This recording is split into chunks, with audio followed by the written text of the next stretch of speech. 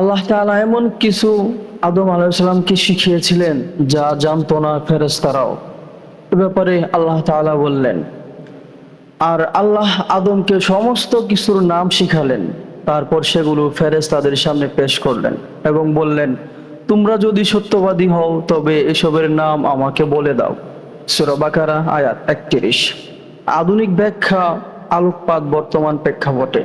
এই আয়াত আমাদের মানব জাতির এক গুরুত্বপূর্ণ বৈশিষ্ট্যের দিকে ইঙ্গিত করে: জ্ঞান, শিক্ষা এবং শেখার ক্ষমতা।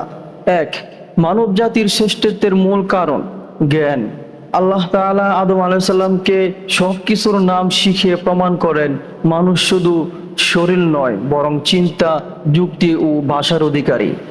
আজকের যুগে আমরা গুণেই মানুষকে প্রযুক্তি, চিকিৎসা, গণিত, বিজ্ঞান ও কৃত্রিম বুদ্ধিমত্তার এআই জগতে এগিয়ে নিয়ে গেছে।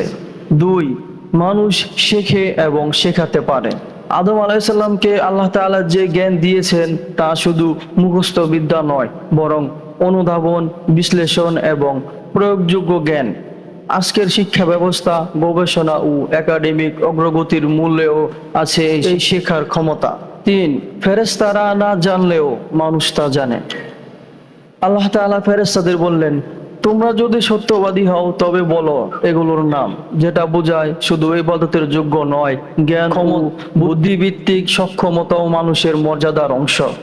চার, নাম শেখানো মানে শুধু শব্দ নয়, অর্থ ও ব্যাখ্যা।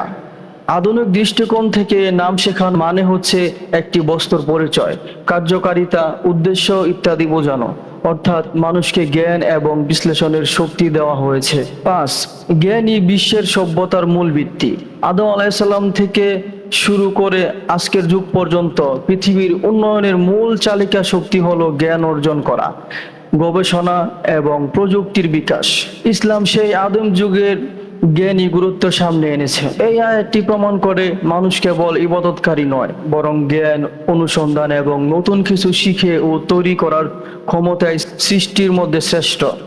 তাই আমাদের উচিত শিক্ষা গ্রহণ করা, কুরআনের আলোকে আধুনিক জ্ঞানকে উপলব্ধি করা এবং তা মানবতার কল্যাণে কাজে লাগানো। আল্লাহ তাআলা যেন এই কথাগুলো আমাদের সবাইকে বোঝার তৌফিক দান করুক। আমিন ইয়া রাব্বাল আলামিন। আসসালামু আলাইকুম ওয়া রাহমাতুল্লাহ।